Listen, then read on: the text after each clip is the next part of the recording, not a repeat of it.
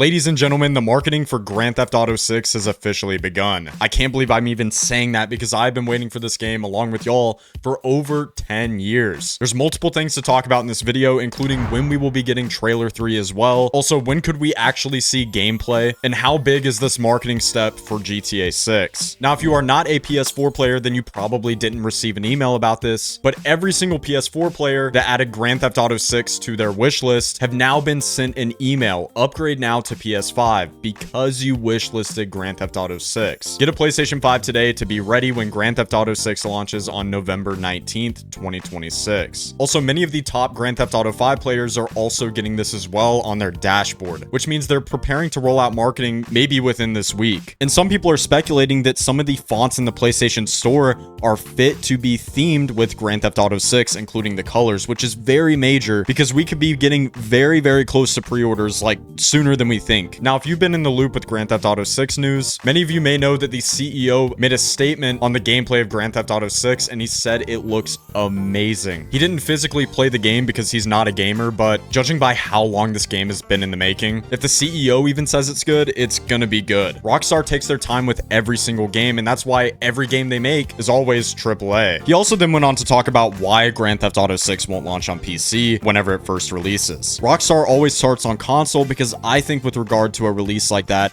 you're judged by serving the core, like really serving the core consumer. If your core consumer isn't there, if they're not served first and best, you kind of don't hit your other consumers. Now, this has actually worked out plenty of times in Rockstar's favor, including with Grand Theft Auto 5 and Red Dead Redemption 2. In my opinion, I do think it's a good idea. However, PC gaming has gotten a lot bigger ever since 2020. I think games like Fortnite had to do something with that, and also it's so much easier to make money online with your computer now. So I guess we'll see how greatly this affects Grand Theft Auto 6 on launch, but it also could play in their favor and help with more console sales because people don't want to miss this game. Now, there's something very, very minor that was actually just removed a couple of hours ago. On the PlayStation 5, Sony quietly removed the just announced mention from the GTA 6 PlayStation Store wishlist. It's a minor change, but there's even a bigger change that the PlayStation 5 store hasn't done in a while, and that is getting rid of their sales tab. Now, a lot of people are wondering why they did this, and it's probably to prep the store for the copious amounts of people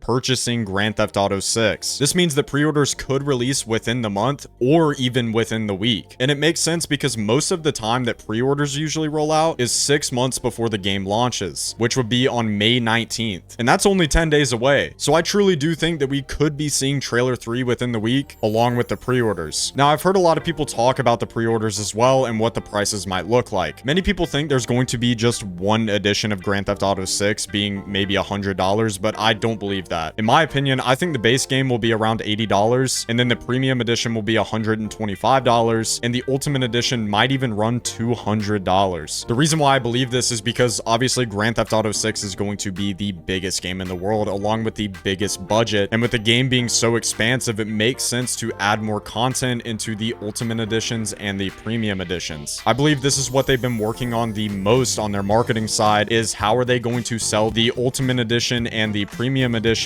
over the standard edition, because this is their true moneymaker in the short run. Now, staying on topic of marketing, where is trailer 3? When should we expect to be getting it? In my opinion, I think it's almost certain that it could be releasing within May, and I do believe that it won't just be a cinematic trailer like we're used to. I believe they'll be promoting ways to sell the ultimate and premium editions, and I think it could be 70% cinematic and 30% gameplay, with the trailer probably being around 5 minutes. They don't want to spoil too much, but they also want to show how major this game will be and how it will live up to the hype. I also do believe that we'll be getting a lot of story info through the gameplay trailer, along with a ton of Easter eggs, maybe even from previous Grand Theft Auto titles such as Grand Theft Auto 5, 4, San Andreas, and most importantly, Grand Theft Auto Vice City. Now, one thing that I'm shocked that hasn't been talked about in the community is IRL items in the GTA 6 editions. Now, what do I mean by that? If you were around for gaming for a long time, you would know that you could actually receive physical and real items if you pre-ordered the game. I thought this would be a fantastic marketing decision if they decided to do that, because it would give people a lot of nostalgia of when they would pre-order boxes and get IRL loot. I think GTA 6 would really miss out if they didn't do this, and they could even include characters from previous titles that are older now. I know it's something so minor and it really doesn't affect the entire future of Grand Theft Auto 6, but it's something that's been on my mind recently because I think throwing a bit of nostalgia in there would definitely help their game out. A couple of other things that I would love to see Rockstar Games do is like what they did with Grand Theft Auto 5, putting the characters on the buildings across multiple cities, because it's just really cool and it gets people talking. And with a game this big, if you're subtly putting it on buildings in big cities, it's going to do very well because people don't like pushed advertising. But doing it subtly and not overindulgent would be an A-tier marketing decision from their team. In my opinion, I think trailer 3 will be shadow dropped as well. What that means is that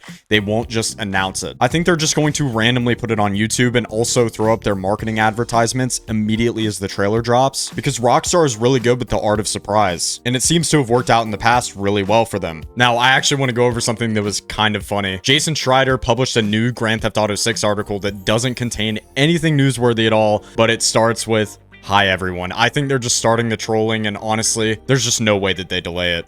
Right? Knock on wood. I'm knocking on wood right now. I don't know if you can hear that. But yeah, I think the game has just been delayed so many times, and they realized that the community would just be fed up with it, and the hype would sort of die down just a little bit. And I don't think a lot of people would be making content on it because the game would just be unreliable. The first delay and kind of the second delay were fine, but a third delay would just be absolutely outrageous, and they would be trying to perfect a game that doesn't need to be perfect. I've said this numerous times with other games. If a game tries too hard and does a sort of algorithmic approach, then it could truly hurt their game in the long run because they're focused on all the wrong things. Just make the game fun. Don't overthink it. One thing I'm surprised that hasn't really been talked about too much is console bundles. But I do believe in the near future, maybe in a couple of months, we will be seeing console bundles after the pre-orders. This could be the PS5 Pro, the regular PS5, and maybe even talks of a PS6. I'm not too sure what Xbox is doing, and I'm not even sure when they're going to decide to release the next generation consoles. But my guess would most likely be a year or two after Grand Theft Auto 6 releases, because I think a lot of these console companies are mainly focused on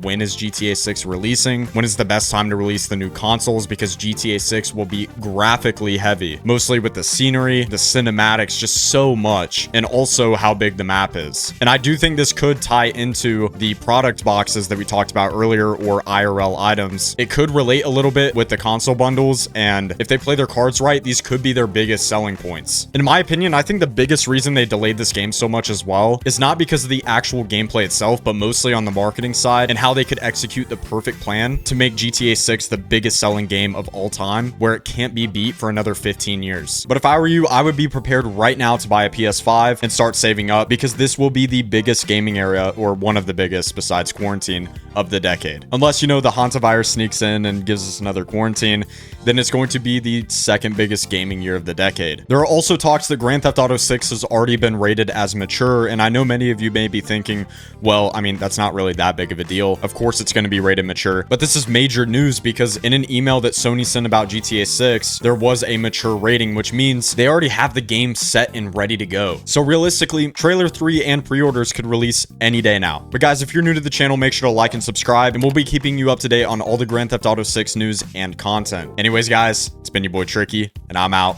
Peace.